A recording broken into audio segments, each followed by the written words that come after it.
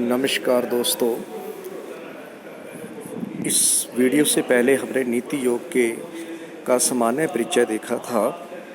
अब इस दूसरी वीडियो में नीति योग के संबंधित कुछ क्वेश्चन का अध्ययन करेंगे। कुछ प्रश्न ऐसे हैं जो आपके साक्षात्कार के लिए महत्वपूर्ण हो सकते हैं। तो पहले मैं इसमें ले रहा हूँ, योजना योग के स्थान पर नीति योग बनाने की आवश्यकता क्यों पड़ी। तो देखिए, मैंने इसका थोड़ा आंसर भी लिखा है कि योजना योग एक 65 वर्ष पुराना योग है जो एक कमांड इकोनॉमी के लिए महत्वपूर्ण था। कमांड इकोनॉमी से तात्पर्य एक नियोजित अर्थव्यवस्था से है जो पूर्णतः सरकार द्वारा नियंत्रित रहती है। लेकिन हमारे देश एक मिश्रित अर्थव्यवस्था वाला देश है जो 1990 से पहले, जिसमें जो है सरकारी तंत्र का ज़्यादा भूमिका रही है, सरकार की अधिक भूमिका रही। लेकिन 1990 के बाद जब हमने LPG को अडॉप्ट किया, उदारीकरण आया, तो निजी क्षेत्र को ज़्यादा प्रमुखता दी गई। और धीरे धीरे आज के इस युग की हम बात करते हैं तो इस बदलते परिदृश्य के अंदर, इस वैश्वीकरण के युग के अंदर, बढ़ती प्रतिस्पर्धा के युग के अंदर हमें एक ऐसे तंत्र की आवश्यकता थी, नीति निर्माण के लिए एक ऐसे संस्था की आवश्यकता थी जो स्वतंत्र रूप से गहन अध्ययन करके योजनाओं का निर्माण कर पाए, ताकि हम जो है इस बढ़ती प्रतिस्पर्धा के बीच में अपने आप को बनाए रख सकें। इसके लिए योजना आयोग कहीं ना कहीं कमज़ोर साबित हो रहा था और उसी में सुधार करते हुए उसको भंग करके जो है नीतियों का निर्माण किया गया है। तो इस तरह से अगला क्वेश्चन आपसे पूछा जा सकता है कि भाई नीति आयोग और योजना, यानी नीति योग योजना से किस प्रकार भिन्न है, या इसमें क्या अंतर है, या किस प्रकार से श्रेष्ठ है। तो इस क्वेश्चन को मैं थोड़ा सा अभी आपको इसके बाद करवा रहा हूँ। तो इससे पहले देखिए आप कि नीति योग की उपलब्धियाँ भी आपसे पूछी जा सकती है कि इसकी क्या अचीवमेंट्स हैं। वैसे यदि नीति योग की अचीवमेंट्स की बात करें तो बहुत लंबा चौड़ा बैठेगा, आपको इंटरव्यू में इतना ज़्यादा आगे नहीं जाना है। आप हल्का फुल्का इसके बारे में कहोगे कि 12वीं पंचवर्षीय योजना, क्योंकि 12 पंचवर्षीय योजना समाप्त हो चुकी थी और योजना योग के अधीन, और 13वीं पंचवर्षीय योजना तो हम नहीं कह सकते। अगले समय के लिए जो है नीति योग की स्थापना की गई 1 जनवरी 2015 को, और इसके द्वारा जैसे ही 12वीं पंचवर्षीय योजना 31 मार्च 2017 को समाप्त होती है, तो 1 अप्रैल 2017 से एक 15 वर्षीय विजन की शुरुआत की गई। आपसे आज पूछा जाए कि कौन सी योजना चल रही है पंचवर्षीय योजना, तो पंचवर्षीय योजनाएं समाप्त हो चुकी हैं, अब विजन चल रहा है जो 15 वर्षीय है। तो एक 15 वर्षीय विजन की शुरुआत की गई। ये एक अर्थव्यवस्था के लिए दीर्घकालीन लक्ष्य रखा गया है। इस दीर्घकालीन लॉन्ग टर्म के इस टारगेट को पूरा करने के लिए 2 अन्य प्रकार की योजनाएं और बनाई गई हैं। एक तो है 3 वर्षीय एक्शन एजेंडा बनाया गया है। हर 3 वर्ष बाद जो है उसके अंदर 3 वर्ष को लेकर जो है एक्शन एजेंडे के रूप में काम किया जाएगा, और एक 7 वर्षीय रणनीति, जिसे हम स्ट्रेटजी कहा जाता है। तो 3 योजनाएं एक साथ चल रही हैं। 15 वर्षीय योजना, जिसको हम विजन कहते हैं, उस विजन के लक्ष्य को पूरा करने के लिए एक मध्यकालीन योजना है जिसको रणनीति कहा गया है, और इनको पूरा करने के लिए एक 3 वर्षीय एक्शन एजेंडा लिया गया है, जिसे हम अल्पकालीन योजना कह सकते हैं। तो एक साथ दीर्घकालीन, मध्यकालीन व अल्पकालीन योजनाएं शुरू की गई हैं। यह एक बहुत ही महत्वपूर्ण जो नीति योग का बहुत महत्वपूर्ण एजेंडा है। इसके साथ साथ आपसे कहा जा सकता है कि जो 3 वर्षीय एजेंडा है, इसके 7 भाग और 24 अध्याय है। इसके अंदर जो 7 भाग जो इसके किए गए हैं, उसके अंदर अलग अलग उद्देश्य रखे गए हैं। इतना गहराई में मैं नहीं समझता कि आपको जाने की आवश्यकता है। आप इसके अंदर इसके साथ और बता सकते हैं कि नीति योग के अंतर्गत जो है बहुत सारी योजनाएं शुरू की गई हैं। जैसे शहरी विकास के लिए स्मार्ट सिटी योजना है, राष्ट्रीय शहरी ग्रामीण मिशन है, और ग्रामीण विकास के लिए प्रधानमंत्री आवास योजना शुरू की गई है, जिसमें 2022 तक सभी ग्रामीणों को आवास उपलब्ध करवाना इसका उद्देश्य है। 2019 तक 10 मिलियन आवासों का निर्माण किया जा चुका है। आप ये बहुत बड़ी उपलब्धि है, आप इसमें बता सकते हैं। इसी प्रकार से जो तकनीकी के क्षेत्र के अंदर है, तो तकनीक के क्षेत्र के अंदर भी विकसित करने के लिए इंडिया को, तो डिजिटल इंडिया अभियान, नागरिकों को डिजिटल रूप से सशक्त करना, डायरेक्ट बेनिफिट ट्रांसफ़र योजना बहुत महत्वपूर्ण है। एक डायरेक्ट बेनिफिट ट्रांसफ़र योजना शुरू कीजिए ताकि जितना भी वित्तीय हस्तांतरण किए जाने हैं आम लोगों को, वो सीधा डायरेक्ट उनके खाते में किया जाए। इसके लिए का और भी है, डायरेक्ट बेनिफिट ट्रांसफ़र से पहले एक वित्तीय समावेशन शुरू किया गया था। आपसे पूछा जा सकता है वित्तीय समावेशन क्या है? वित्तीय समावेशन से तात्पर्य देश के सभी नागरिकों को बैंकों के साथ जोड़ना है। ठीक है, जब वित्तीय समावेशन का कार्य पूरा हुआ तभी डायरेक्ट बेनिफिट ट्रांसफ़र योजना शुरू हो पाई, क्योंकि जब तक सभी लोग बैंकों के से नहीं जुड़ेंगे तो उनके अकाउंट्स नहीं होंगे, तो उनको किस प्रकार से वित्तीय सहायता दी जाएगी वो संभव नहीं हो पाया था। तो सबसे हम ये भी कह सकते हैं कि डायरेक्ट बेनिफिट ट्रांसफ़र से पूर्व वित्तीय समावेशन के टारगेट को पूरा किया गया। सभी जो है लोगों के अकाउंट्स खोले गए बड़े स्तर पर और सभी लोगों को बैंकों से जोड़ा गया और उसके बाद जो डायरेक्ट बेनिफिट योजना को शुरू किया गया। अगला है सार्वजनिक व निजी भागीदारी को सुनिश्चित करने के लिए पीपी परियोजनाओं के परिवर्तन और निगरानी प्रक्रिया को मजबूत करना। यानी हम कहें पीपीपी, ये बहुत इंपॉर्टेंट। आपसे पूछा था कि पीपीपी योजना है क्या। जैसे ही आपको क्वेश्चन के अंदर कोई आंसर देते हैं तो उसमें कोई चीज़ आएगी, जो भी ऐसा वर्ड आएगा उसके बारे में भी आपको क्वेश्चन पुट हो सकता है। तो पीपीपी योजना क्या है आपको पूछा जा सकता है। तो देखिए यहाँ 3P है। पहले P का मतलब है पब्लिक, दूसरे P का मतलब है प्राइवेट और तीसरे P का मतलब है पार्टनरशिप, पब्लिक प्राइवेट पार्टनरशिप। तो आज मिश्रित अर्थव्यवस्था के अंदर जो प्राइवेटाइजेशन बढ़ रहा है उसके अंदर सभी चीज़ों का हम देख रहे हैं कि बड़े डिपार्टमेंट्स हैं या बड़ी जो इंडस्ट्रीज़ हैं उसको प्राइवेटाइजेशन किया जा रहा है उनका। अभी रेलवे के अंदर हम देख रहे हैं कि प्राइवेटाइजेशन किया जा रहा है। यहाँ सरकार और निजी दोनों मिलकर जो है दोनों की हिस्सेदारी से जो है प्रोडक्शन हो रहा है। तो पीपीपी योजना के अंतर्गत सार्वजनिक और निजी दोनों की हिस्सेदारी से जो उत्पादन किया जाता है, जो कार्य किए जाते हैं उसको पीपीपी मोड कहा जाता है। जैसे बहुत सारी सड़कें जो हैं आज जो रोड्स हैं, जो हमारा national highway authority of India है उसके तहत जो जितनी रोडें बन रही हैं तो मोस्टली वो भी पीपीपी मोड पे बन रही हैं। ठीक है, बड़ी बड़ी कंपनियां जो ठेके लेकर सड़कें बना रही हैं, सरकार के साथ हिस्सेदारी कर रही हैं। ठीक है, और टोल नाकों के द्वारा फिर अपने जो है रेवेन्यू ले रही हैं। और सड़कों के लिए और भी योजना चल रही है, बीओटी योजना। आपको ये भी बता दूं, बीओटी, यहाँ बी का मतलब है बिल्ड, ओ का मतलब है ऑपरेट और टी का मतलब है ट्रांसफ़र।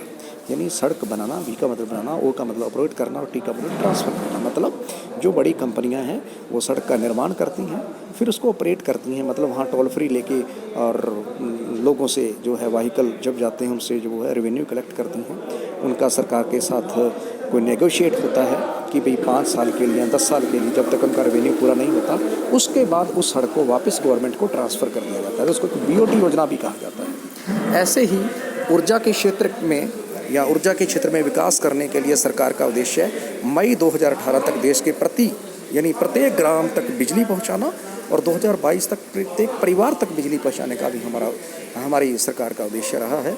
और ये जो इसके बाद मैं बोल रहा हूँ उज्ज्वला योजना, जो प्रधानमंत्री उज्ज्वला योजना है, ये 2019 तक जो है 50 मिलियन परिवारों को एलपीजी की सुविधा प्रदान करना इसका उद्देश्य रहा है। और इसी प्रकार से ये जो प्रतिस्पर्धात्मक संघवाद है, यानी कहने का मतलब है इसमें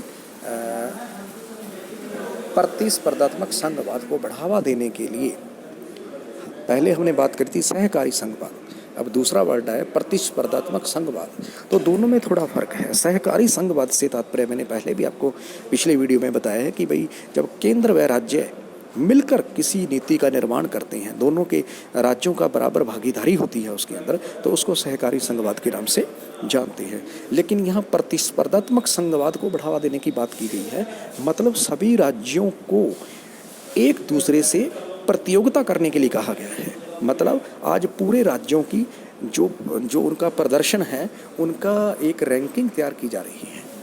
कौन सा राज्य किस रैंक पे आ रहा है, कौन सा राज्य किस रैंक पे आ रहा है, तो उनके बीच में एक प्रतिस्पर्धा शुरू कर दी गई है। सभी राज्यों के प्रदर्शन के आधार पर उनकी रैंकिंग बनाना और उनके अंदर प्रतिस्पर्धा का विकास करना, प्रतिस्पर्धा की भावना पैदा करना, ताकि सभी राज्य जो है अपना शीघ्रता से विकास करें। जैसे हम कहें कि नीति आयोग का एक उद्देश्य यही रहा है कि सशक्त राज्य एवं सशक्त राष्ट्र।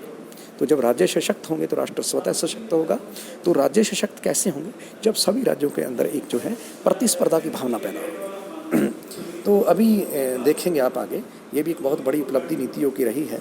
और अगला जो हम बात करते हैं वो है जवाबदेही की, रिस्पॉन्सिबिलिटी की, कि अधिक जवाबदेही सुनिश्चित करने के लिए ये एक development monitoring and evaluation office DMEO की स्थापना की गई है। जो रैंक का निर्धारण करता है वो यही करता है।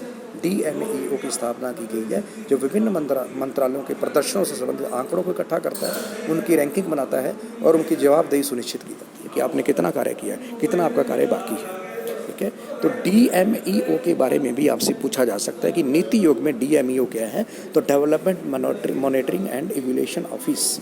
ठीक है, और उसके बाद आता है नवाचारों व विचारों का थिंक टैंक हम पहले भी समझ चुके हैं कि नीति आयोग योजना आयोग से इसीलिए भिन्न है कि नीति आयोग में नए नए जो है विद्वानों को, विशेषज्ञों को, शोधकर्ताओं को शामिल किया गया है। जिस क्षेत्र के संबंधित नीति का निर्माण करना है उस क्षेत्र से संबंधित विशेषज्ञों को इसमें लिया जाता है। जैसे मानो भारत में आयुष्मान भारत योजना का जब निर्माण किया गया तो बड़े बड़े डॉक्टर्स, क्योंकि वो एक हेल्थ से संबंधित जो है नीति का निर्माण करना था, तो वहाँ बड़े बड़े जो है डॉक्टर्स हैं, स्वास्थ्य से संबंधित लोग हैं, उनको उसके अंदर शामिल किया गया।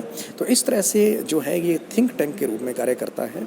और फिर है समस्या समाधान हेतु एक साझा मंच बनाया गया है, जैसे क्षेत्रीय परिषद। यदि कोई देश के अंदर कोई दो राज्यों के बीच में या किसी दो क्षेत्रों के बीच में किसी प्रकार का विवाद उत्पन्न होता है तो उसके लिए एक साझे मंच की स्थापना की गई, क्षेत्रीय परिषदों की स्थापना की गई है और वो उन समस्याओं का समाधान करेगी। इस प्रकार से नीति उपयोग अपने आप में एक परिपूर्ण लगता है कि हमें एक बड़ा विश्वसनीय तंत्र रखता है कि ये अवश्य ही देश के विकास के लिए बहुत महत्वपूर्ण साबित हो सकता है। अगला क्वेश्चन जो मैंने इसमें बनाया है वो है, शायद आपसे पूछा जा सकता है कि नीति आयोग के समक्ष क्या चुनौतियां हैं। तो देखो, नीति आयोग के समक्ष जो चुनौतियां हैं, जो देश की चुनौतियां हैं, वहीं एक तरह से नीति आयोग की चुनौतियां हैं। यदि हम आज के संदर्भ में देखते हैं तो कोविड-19 पूरे वर्ल्ड की बहुत बड़ी एक चुनौती है, जिसमें हमारा देश भी उस चुनौती का सामना कर रहा है। और उसके साथ साथ हमारे देश में जो अभी हम देख रहे हैं कि चाइना, पाकिस्तान के साथ जो हमारा LOC और LAC पर जो हमारे गर्मागर्मी है और इस तरह से जो वातावरण अच्छा नहीं है, वो भी हमारे लिए बहुत बड़ी चुनौती है। इन दो बड़ी परिस्थितियों के बीच में देश का विकास करना अपने आप में एक बहुत बड़ी चुनौती है। तो देखिए, इसके लिए हमारा नीति आयोग क्या कर रहा है। देखो, तो इसके लिए जो है इन चुनौतियों के बीच में भी कुछ और चुनौतियां हैं जिनके लिए कुछ चिंताएं बनी हुई हैं। जैसे सरकारी व निजी क्षेत्र के मध्य संतुलन की चिंता। हमारा देश एक मिक्स्ड इकोनॉमी है, एक मिश्रित अर्थव्यवस्था है जिसमें सार्वजनिक और निजी क्षेत्र दोनों की भागीदारी है। और 1990 के बाद धीरे धीरे निजी क्षेत्र की भूमिका बढ़ती जा रही है। तो जो हमारे देश के जो विद्वान हैं, बड़े बड़े अर्थशास्त्री हैं, उनका यह भी मानना है कि धीरे धीरे सार्वजनिक क्षेत्र की बजाय निजी क्षेत्र का पलड़ा भारी होता जा रहा है और एक सार्वजनिक और निजी क्षेत्र के मध्य संतुलन जो है वो असंतुलित होता जा रहा है। यह भी एक जो है चिंता का विषय है। इसी प्रकार से यदि हम वित्तीय शक्तियों की बात करें तो नीति आयोग जो है उसको वो वित्तीय शक्तियाँ प्राप्त नहीं है जो योजना आयोग को प्राप्त थी। यानी योजना आयोग को वित्तीय शक्तियाँ प्राप्त थी, लेकिन नीति आयोग के केवल एक परामर्शी निकाय की तरह है। इसे भी वित्तीय अधिकार देने की आवश्यकता है। तो ऐसी कुछ चिंताएं आप जो है इसमें जिक्र कर सकते हैं। नीति आयोग के समक्ष क्या चुनौतियाँ आ सकती हैं। हमारे देश की जो चुनौतियाँ हैं उन्हीं चुनौतियों का सामना नीति आयोग को करना है। और इसके बाद हम आगे लेते हैं। देखिए, मैं ले रहा हूँ आपका कि भाई अगला क्वेश्चन जो बहुत महत्वपूर्ण है कि योजना आयोग व नीति आयोग में क्या अंतर है। तो पहले देखेंगे हम कि योजना आयोग और ये है नीति आयोग। तो योजना आयोग और नीति आयोग में क्या अंतर है। तो पहला मैं इसमें कर रहा हूँ, पंचवर्षीय योजनाओं का निर्माण व क्रियान्वयन सुनिश्चित करना। तो उद्देश्य किसका था? योजना आयोग का। योजना आयोग क्यों बनाया गया? पंचवर्षीय योजनाओं का निर्माण करने के लिए, उनका क्रियान्वयन क्रियान्वयन सुनिश्चित करने के लिए। लेकिन नीति आयोग ने 15 वर्षीय विज़न, 7 वर्षीय रणनीति व 3 वर्षीय एक्शन एजेंडे का निर्माण करना है। यानी इसका उद्देश्य 15 वर्षीय विजन, 7 वर्षीय रणनीति और 3 वर्षीय एजेंडे का निर्माण करना है, जबकि योजना आयोग का उद्देश्य 5 वर्षीय योजनाओं का निर्माण करना था। जो महत्वपूर्ण दोनों में अंतर है वो ये है कि योजना आयोग जो है पूर्ण रूप से सहकारी संघवाद पर आधारित नहीं था, यानी उसमें राज्यों को कोई प्रतिनिधित्व नहीं दिया गया था। लेकिन नीति आयोग जो है पूर्ण रूप से सहकारी संघवाद की धारणा पर आधारित है। इसमें सभी प्रकार की जो नीतियों का निर्माण करना है वो राज्य व सभी राज्यों के सीएम, केंद्र शासित प्रदेशों के उपराज्यपाल बैठ के करेंगे, यानी केंद्र व राज्यों के मुख्यमंत्रियों के द्वारा मिल बैठकर योजनाओं का निर्माण किया जाएगा। ये पहली बार हुआ है। इससे पहले जो है योजना आयोग के अंदर ऐसा नहीं था। योजना आयोग अपने आप में केंद्रीयकृत आयोग था, जिसके अंदर केंद्र के कुछ लोग मिल करके जो है सभी राज्यों के लिए योजना तैयार करते थे। जैसे मैं कहूँ एग्जाम्पल के लिए, पहले भी मैंने कल दिया कि भाई किसी देश के लिए सड़क की आवश्यकता है, किसी राज्य को तो केंद्र की तरफ से उसको शौचालय के लिए बजट आ रहा, तो ये एक बैलेंस नहीं बन रहा था। तो इसके लिए अभी ये बहुत महत्वपूर्ण बात की गई है कि एक सहकारी संघवाद पर आधारित है नीति आयोग, जबकि योजना आयोग नहीं था। अगला है कि योजना आयोग का जो सचिव था वो एक सीनियर आईएएस होता था, लेकिन भले उसकी प्रोफाइल कैसी भी हो, लेकिन जो सबसे सीनियर होता था आईएएस, उसी को ही इसका सचिव बनाया जाता था योजना आयोग का। लेकिन नीति आयोग में कुछ चेंज किया गया है। नीति आयोग के अंदर ऐसा आईएएस ऑफिसर जिसकी प्रोफाइल अच्छी हो, भले वो सीनियर न हो, जिसकी प्रोफाइल अच्छी हो, उसे ही इसका सेक्रेटरी बनाया जाएगा। लेकिन इसका सेक्रेटरी नहीं है, इसका सचिव नहीं है। सचिव के स्थान पर यहाँ पे सीईओ जो है बनाया गया है। कहने का मतलब है सचिव के स्थान पर सीईओ को जो है महत्व दिया गया। जिस प्रकार कंपनी में एक सीईओ होगा, उसी प्रकार से इसका भी एक क्या होगा, सीईओ होगा। वर्तमान में इसका सीईओ अमिताभ कांत है, पहले मैं आपको बता चुका हूँ। और उसके बाद हम देखते हैं इसके अंदर कि योजना आयोग की प्रकृति अभी जो मैंने कहा है कि केंद्रीकृत है, और नीति आयोग की जो प्रकृति है वह केंद्रीकृत है। योजना आयोग में जितनी भी योजनाएं हैं वो केंद्र सरकार बनाता था और राज्यों को सौंपी जाती थी या थोपी जाती थी। यानी हम यूँ कहें कि अप टू बॉटम योजनाएं बनती थी, लेकिन नीति आयोग में बॉटम टू अप योजनाएं बनती है। ग्राम स्तर पर योजनाएं बनकर तैयार होती है और उन योजनाओं को जो है केंद्र की ओर जा रही है, यानी राज्य से केंद्र की तरफ। अब बॉटम टू अप है और पहले अप टू बॉटम हुआ करता था। तो ये एक बहुत बड़ा इसमें सुधार है। फिर है कि योजना आयोग में योजनाओं के निर्माण हेतु विश्वविद्यालयों, संस्थाओं के प्रतिनिधियों को शामिल नहीं किया जाता था। यानी योजना आयोग थिंक टैंक की तरह कार्य नहीं करता था। उसके अंदर योजना निर्माण से संबंधित विद्वानों को शामिल नहीं किया जाता था। एक सीमित विशेषज्ञों के साथ बातचीत करके योजना तैयार कर दी जाती थी। लेकिन अभी ऐसा नहीं है। नीति आयोग एक थिंक टैंक की तरह कार्य करेगा। इसके अंदर बड़े बड़े जो विश्वविद्यालयों के विशेषज्ञ हैं या बड़ी बड़ी जो संस्थाओं के किसी संस्था से संबंधित कोई विद्वान लोग हैं, शोधकर्ता हैं बड़े बड़े, उन लोगों को भी शामिल किया जाएगा। इसी प्रकार से हम एक और दूसरा लेते हैं कि योजना आयोग में राज्यों को धन आवंटित करने की शक्तियां प्राप्त थी, लेकिन नीति आयोग को ये वित्तीय शक्तियां प्राप्त नहीं हैं। ये वित्तीय शक्तियां जो है वो वित्त मंत्रालय के पास है। आपको पूछा भी जा सकता है कि क्या योजना आयोग को जो वित्तीय शक्तियां प्राप्त थी, क्या वो वित्तीय शक्तियां नीति आयोग को प्राप्त हैं? तो आपका जवाब होना चाहिए कि नहीं, नीति आयोग को ये वित्तीय शक्तियां प्राप्त नहीं हैं। ये वित्तीय शक्तियां वित्त मंत्रालय के पास है। तो मेरे ख्याल में आप इस प्रकार से यदि आप नीति आयोग का टॉपिक करते हैं तो आपके लिए सफिशेंट रहेगा।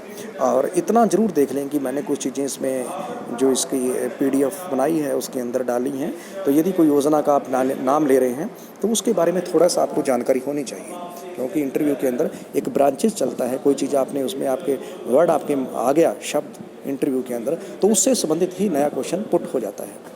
जैसे मान लो आपने कहा कि भाई इसके सीईओ कौन है, आपसे पूछा गया तो आपने कहा जिसके सीईओ अमिताभ कांत है और उसका कार्यकाल 2 वर्ष के लिए बढ़ाया गया, मानो आप बोलते हैं तो क्यों बढ़ाया गया, तो आपने उसका जवाब दिया कि भाई अमिताभ कांत बड़े जो है एक सफल व्यक्ति हैं इस क्षेत्र में उन्होंने स्टार्टअप जैसी योजनाएं चलाई हैं, आयुष्मान भारत जैसी योजनाएं चलाई हैं, तो वो आपसे अगला क्वेश्चन पुट कर सकते कि ये स्टार्टअप योजना क्या है। तो आपको स्टार्टअप योजना का भी थोड़ा पता होना चाहिए कि भाई स्टार्टअप योजना एक नए उद्योगों को जो है सृजित करने की योजना है, जिसके अंदर नए उद्यमी, नए जो युवा उद्यमी हैं वो आगे आ सकें। उनके लिए सरकार ने कुछ सुविधाएं दी हैं, उनको 3 साल के लिए टैक्स फ्री किया है और उनके लिए जो है विशेष व्यवस्थाएं, लोन की व्यवस्थाएं सरकार ने की हैं और जिसे हम स्टार्टअप योजना के नाम से जानते हैं। ऐसा करके थोड़ा थोड़ा आपको हर चीज़ के बारे में जानना होगा। तो मेरे ख्याल में इतना सफिशिएंट रहेगा। धन्यवाद।